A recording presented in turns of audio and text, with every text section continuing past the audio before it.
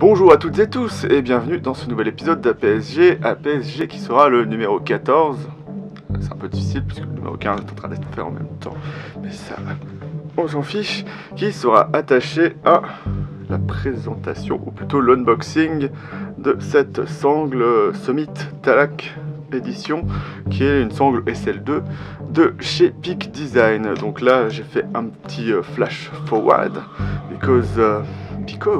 parce que évidemment l'unboxing a eu lieu avant et là je me refilme après juste pour pouvoir vous présenter la vidéo. Et donc on commence maintenant.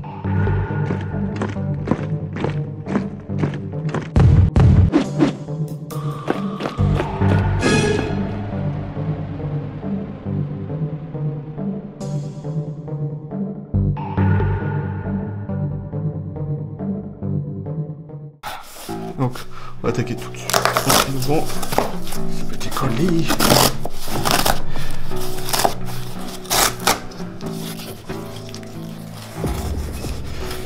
Donc voilà, alors on a une grosse boîte pour un truc un peu moins gros au final. Donc voilà, comme vous pouvez le voir. Alors c'est une sangle Peak Design. Qui est une édition spéciale parce que d'habitude les sangles Peak Design vont être noires, bon on voit pas trop là sur le carton, mais c'est la version Summit Talak qui va être bleue en lieu et place du noir. Donc la sangle sera une SL2, donc une sangle de cou qui peut servir comme vous voyez à pouvoir le mettre autour de l'épaule aussi en changeant quelques trucs.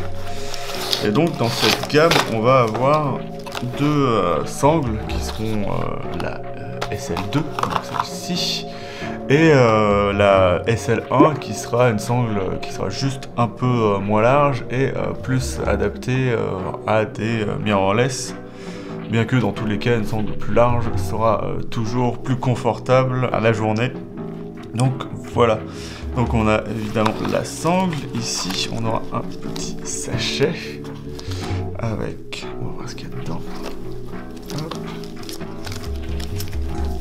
Alors ici. Donc on va avoir de quoi visser notre plaque arca qui est ici. Voilà ici, il y a marqué là, Use Me for a Secure Connection, pardon. Donc on aura ici ce qu'on appelle les attaches encore, qui sont les petites attaches avec des bouts comme ça qu'on va venir attacher ici directement. Et qui sera bien pratique pour pouvoir à la fois balader votre appareil photo et le ranger. C'est ça qui va être bien, notamment avec ces sangles là, c'est que lorsque vous n'avez pas besoin de votre sangle sur l'appareil photo, vous pouvez l'enlever et la ranger, et ranger aussi l'appareil photo sans que la sangle n'abîme l'appareil photo, ce qui peut arriver des fois avec les écrans arrière, notamment avec cette jolie pièce de métal qui est fait pour régler rapidement la sangle qui pourrait abîmer. Ce qui va être utile, notamment pour moi en vidéo, c'est pour ça aussi que j'ai acheté cette sangle, même si j'ai choisi un peu la mieux pour pouvoir la garder longtemps, c'était de pouvoir justement enlever la sangle quand je fais des vidéos. Ça permet, quand on trimballe le pied et l'appareil photo, de foutre en l'air, de justement un coup vite fait passer dans une poignée de porte et avoir l'appareil photo qui reste et vous qui partez en avant. Voilà. Donc, on voit que le packaging est plutôt classe.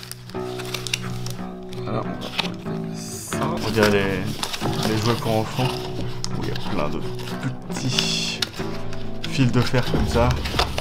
Voilà.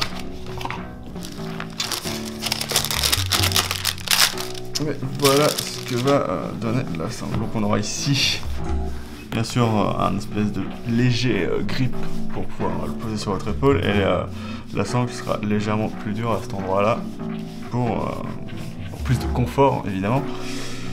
Et donc voilà, ça a l'air plutôt pas mal. Bon, le prix c'est quand même assez cher. Celle-là je l'ai eu pour 70 €. ce qui n'est pas donné au final. Mais ça a l'air vraiment plutôt pas mal. Donc vous voici de retour dans la chambre. Et pour finir, je vais expliquer un peu comment dire, de quoi est fait la sangle, ce que j'avais pas fait dans la vidéo d'unboxing. Donc comme vous voyez, vous avez l'attache encore qui est accrochée à l'appareil photo. Hop, et donc on retire comme ça. C'est très simple. Et donc la sangle sera faite. L'attache à la base, elle est en polycarbonate, mais ce qui est bien, c'est que la partie un peu sur ressort qui permet de bloquer l'attache encore, elle est faite de métal, donc ce qui pourra rassurer ceux qui ne sont pas fans du polycarbonate. Après, on aura un morceau de nylon qui permettra d'attacher la base et qui sera cousu dans un morceau de cuir qui est plutôt beau, hein, comme vous pouvez le voir. Bon, les couleurs sont peut-être pas forcément fidèles. Et ensuite, on a la sangle qui, elle, est faite de nylon. Bon, pour les plus perspicaces d'entre vous, vous aurez vu que c'est la même matière et c'est la même façon d'être tressée que certaines ceintures de sécurité. Certaines, parce que quand j'ai vérifié la même ce matin, c'était pas du tout pareil. Donc ça promet d'être plutôt résistant, donc c'est ça qui est cool. Et on aura après de chaque côté deux attaches qui permettent de régler la longueur de la sangle. Donc il y a juste à tirer, et comme sur tous les systèmes de ce genre là, vous avez juste à faire coulisser votre sangle sur votre dos ou juste tirer comme ça le bord, ce qui va, enfin la partie basse, ce qui va permettre d'allonger votre sangle et faire l'inverse si vous voulez bien sûr la resserrer. Donc ce sera notamment efficace quand vous passerez d'une sangle de cou à plutôt un type bandoulière où vous pourrez le garder sur vous, mais où il ne tapera pas votre coude. Voilà, donc au milieu, ça sera rembourré, donc pour pouvoir mettre votre épaule tranquillement dessus, à savoir que si vous voyez cette face-là, voilà, on voit un petit peu de rubber. C'est une partie qui va pouvoir être retournée pour être, comment dire, un peu plus, d'agripper un peu plus votre épaule. C'est plutôt sympa. Donc la sangle, le matériau ou le traitement plutôt qui est dessus, rend la sangle très glissante. Et du coup ça peut être un petit problème si vous ne faites pas attention à votre épaule parce que ça va avoir tendance à glisser. Mais le truc c'est que ce qui est bien, c'est que ça va éviter de vous blesser. Souvent les sangles en nylon, notamment par exemple, hop, les vieilles qui sont moins traitées auront tendance dans le temps à devenir plus rêches et à faire plus mal évidemment, et à avoir plein de petits effilochements. Ça c'est une sangle de F90 donc, qui date des années 90. Donc, le prix, comme je l'ai dit, est un peu cher, mais il est justifié parce que la qualité des matériaux est vraiment top. Après on peut peut-être pas tous payer le luxe d'acheter une sangle comme ça, mais je pense que lorsqu'on a un bon appareil photo, c'est bien de l'accompagner de bons accessoires, même si y a des accessoires très bons qui sont pas très chers. Après, une sangle bas de gamme, hein, comme ça, là, donc payer 9 €, ça fera aussi honnêtement nettement l'affaire, mais comme vous voyez là, quand je filme, je suis obligé de l'avoir.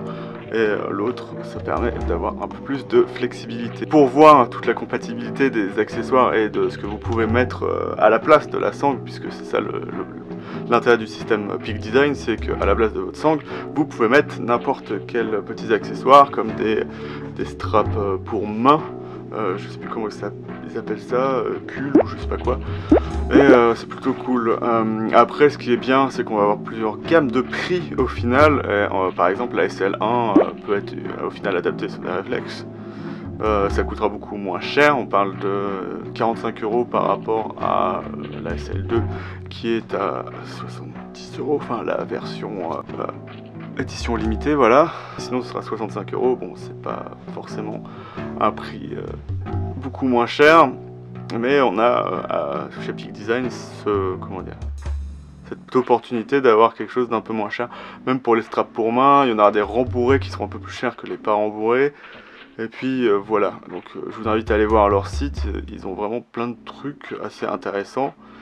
et les matériaux sont vraiment de bonne qualité, et donc c'est vraiment plutôt sympa comme produit. Cette vidéo qui avait plus vocation à un peu présenter la sangle vraiment plutôt dans ce qu'il y a dans le packaging, puisque ce qui va être intéressant chez les sangles Peak Design, c'est qu'au final lorsque vous achetez ça, vous avez 2 sets d'attaches encore, donc soit vous pouvez en mettre plusieurs sur le même appareil photo, soit vous pouvez utiliser la sangle sur 2 appareils photo, et c'est ça qui est cool en général avec ces systèmes Peak Design, c'est que vous pouvez acheter 2 sangles différentes, une légère pour quand vous vous baladez à côté avec un mini objectif, et pouvoir utiliser 2 appareils photo et interchanger les sangles, par exemple une SL1, une SL2, ou ce que vous voulez, une sangle à main, sans avoir à tout le temps détacher la sangle de votre appareil photo, et ça c'est plutôt pratique. Côté rangement, comme je l'avais dit, ce sera aussi plus pratique puisque l'appareil photo pourrait être rangé d'un côté et la sangle de l'autre. Bon, évidemment, on pourrait argumenter que si vous rangez pas la sangle avec votre appareil photo, bah, il peut arriver que vous l'ayez pas, mais bon, voilà, on va pas exagérer non plus. Donc cette vidéo est maintenant terminée. Si vous voulez mettre un pouce levé, ce sera toujours cool et j'apprécierais. Et si dans tous les cas, si vous l'aimez ou vous n'aimez pas, vous pouvez le mettre. Mais dans tous les cas, mettez un commentaire pour expliquer ce qui ne vous a pas plu, ce que vous aimeriez voir. Et puis voilà. Donc je vous dis à bientôt dans la chambre de Goupil. Salut!